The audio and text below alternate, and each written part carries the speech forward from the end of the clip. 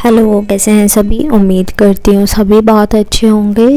आज की जो डीएम एंड डीएफ की एनर्जीज़ पिक हो रही हैं वो कुछ ऐसी पिक हो रही हैं कि डीएम की साइड से डीएफ के लिए बहुत ज़्यादा मिसिंग एनर्जीज़ पिक हो रही हैं और बहुत ज़्यादा मिस किया जा रहा है, बहुत ज़्यादा सोचा जा रहा है अबाउट डीएफ। और ये डीएफ को भी पिक हो पा रहा है कि हाँ, डीएम मिस कर रहे हैं और डीएम दोनों को क्रेविंग हो रही है। बट ये डीएफ की एनर्जीज़ नहीं है, ये स्पेशली डीएम की एनर्जीज़ हैं और कुछ केसेस में ये डीएफ की भी एनर्जीज़ है। लाइक हम सब के लिए नहीं बोल सकते ना, कलेक्टिव में जो पिक हो रहा है वो डीएम की एनर्जीज़ पिक हो रही है, बट कुछ एक आध केस ऐसे हैं जो कि डीएफ की एनर्जीज़ भी है। और अगर मैं डीएम का मैसेज देना चाहूँ तो मीन्स अगर बताऊं तो डीएम की तरफ से यही मैसेजेस नज़र आ रहे हैं। I miss you, I love you, please forgive me. Like आपकी होप उन जो प्रेयर होती है उसी के वो मैसेजेस है। I am sorry, please forgive me और I love you and you are home to me, यानी कि आप मेरे लिए मेरा घर जैसे हैं जहाँ मुझे सुकून मिलता है। अब घर जाकर हमें सुकून मिलता है, कहीं से भी भाग दौड़ कर आ जाएं, पर घर जाकर इतना सुकून होता है बहुत ज़्यादा। तो वही डीएम आपको बोल रहे हैं कि तुम मेरा सुकून हो, तुम मेरा घर हो और मैं बहुत ज़्यादा ब्लेस्ड हूँ कि तुम मेरी लाइफ में हो। ठीक है, बट कुछ मेल्स कह लें या फिर मस्कुलाइन एनर्जीज़ का ये, ठीक है, मेल्स नहीं कहना चाहिए, मैं मस्कुलाइन एनर्जी के ये साथ डील कर रहे हैं, हम बात करते हैं। ठीक है, मस्कुलाइन एनर्जी जो है वो यानी डीएम जो है वो इस टाइम खुद भी एक्सेप्ट कर रहे हैं that he is in ego, और उनकी ईगो ही वो बहुत बड़ी चीज़ बनी हुई है। वो स्पेशली एक बार बार वर्ड पिक हो रहा है मेल ईगो। ठीक है, तो इसलिए मैंने शुरुआत में ये बोला मेल एनर्जीज़। ठीक है, तो इसलिए आप समझ जाना यार, जेंडर स्पेसिफिक मत होना। मेल ईगो टाइप का वर्ड पिक हो रहा है, बट कुछ ऐसे भी डीएम्स है जो कि फीमेल बॉडी में है, तो उनके लिए ईगो कहेंगे हम। ठीक है, कि ईगो में है वो और वो खुद भी एक्सेप्ट कर रहे हैं that they are in that ego, और उन्हें वो ईगो छोड़ने में बहुत या तो टाइम लग रहा है या फिर बहुत मुश्किल हो रही है, ये वो खुद एक्सेप्ट कर रहे हैं अपनी तरफ से। बट डिवाइन के थ्रू उनसे वो ईगो जो है वो छुटवाई जा रही है। उनसे कहा जा रहा है कि भाई आपको इस ईगो से बाहर आना होगा और आपको अपने घर तो जाना ही है ना, यानी कि डीएफ के पास तो जाना ही है। तो बार बार मैसेजेस दिलाए जा रहे हैं, डेथ एंड रीबर्थ के मैसेजेस आ रहे हैं आपको। वियर ड्रीम्स आना, लाइक आपके किसी रिलेटिव की डेथ दिखना या आपको इन रियल किसी की डेथ दिख जाना, किसी अपने की डेथ दिख जाना ड्रीम्स में या फिर इन रियल, है ना। तो आप रिलेट कर लेना प्लीज़, जैसे भी आपसे रिलेट हो। तो डेथ एंड रिबर्थ की एनर्जीज भी बनी हुई हैं और डिवाइन के थ्रू एक बहुत बड़ा मैसेज दिया जा रहा है ये डेथ एंड रिबर्थ दिखा कर कि आपको रिलीज़ करनी है वो नेगेटिव एनर्जीज़, वो सब एनर्जीज जो कि आपके काम की नहीं है। ठीक है, तो एक तो मतलब डेथ एंड रिबर्थ का मतलब तो आप समझते हैं कि कुछ आपसे छूटने वाला है, कुछ नया आपके लाइफ में आने वाला है, न्यू बिगनिंग आने वाली है।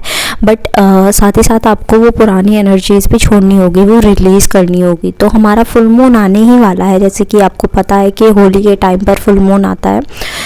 तो होली आ रही है इस बार, है ना, तो फुल मून पर तो जो अपनी एनर्जीज़ हैं प्लीज़ उस होलिका दहन के साथ दहन कर देना कि जो नेगेटिव एनर्जीज़ हैं वो अब जल ही जाएं और हमारे पास कभी ना आए। जो आप सप्रेस कर रहे हैं उसे रिलीज़ करें और हो सके तो ग्राउंडिंग ज़्यादा से ज़्यादा करें। अब तो यार इतनी ठंड भी नहीं है कि नंगे पाँव चला नहीं जाता फर्श पर या ठंड लगती है, तो अब तो इतना वो भी नहीं है। अब आप आराम से वॉक कर सकते हैं या आराम से नीचे बैठकर खाना खा सकते हैं ज़मीन पर। तो ये छोटी छोटी एक्टिविटीज़ मैंने आपको ग्राउंडिंग वाली प्लेलिस्ट में बताई हुई है, ये आप एक्टिविटीज़ कर सकते हैं। तो बहुत इजी रहेगा आपके लिए अगर आप ग्राउंडिंग करेंगे तो इस टाइम पर।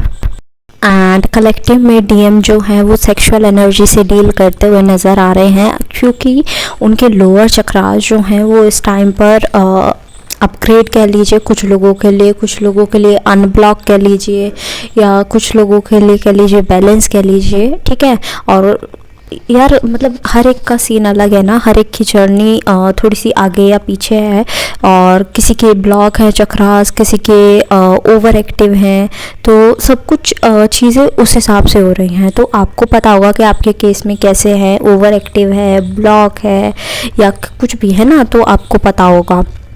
तो आप उस हिसाब से रेजोनेट कर लीजिए, बिकॉज डीएम जो है उनके चक्रास इस टाइम पर बैलेंस हो रहे हैं। लोअर चक्रास पर स्पेशल फोकस है उनके, डिवाइन जो है उनके लोअर चक्रास को ही बैलेंस करवा रहे हैं।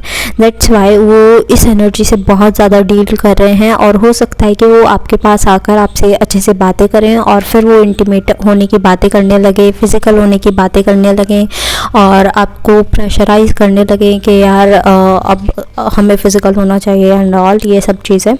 और अब से यही कहा जा रहा है कि ये वाली एनर्जी अपनी कुछ प्रोडक्टिव वर्क में लगाना, वेस्ट मत करना, ठीक है। ये मैसेज मैंने आपको पहले भी दिया था, मैं अगेन रिपीट कर रही हूँ कि अपनी ये एनर्जी हीलिंग में लगा लेना और किसी प्रोडक्टिव वर्क में लगा लेना, बट अपनी ये एनर्जी वेस्ट मत करना सेक्सुअल एनर्जीज़, ठीक है। मैंने ये मैसेज आपको पहले भी दिया हुआ है कि सेक्सुअल एनर्जी जिसकी हाई होती है वही सबसे ज़्यादा हीलिंग कर सकता है, ठीक है। तो आप एक हीलर है, दैट मीन्स आपकी एक सेक्सुअल एनर्जीज जो है वो हाई है, ठीक है। तो आप लोग जो हैं वो इस एनर्जी को किसी प्रोडक्टिव वर्क में लगाएं, कुछ अच्छा काम करने में लगाएं, ना कि वेस्ट कर दें, ठीक है। नेक्स्ट जो है कि इस टाइम क्लैरिटी दिखाई जा रही है स्पेशली डीएफ्स को। डीएम को भी सिर्फ डीएफ के लिए एनर्जी नहीं है, डीएम के लिए थोड़ी सी माइनर वाली एनर्जीज़ है, जैसे कि उन्हें अपनी फैमिली का कुछ सच पता लग गया, कार्मिक का कुछ सच पता लग गया, या जिस पर अब तक वो इतना भरोसा करे बैठे थे उसका सच पता लग गया।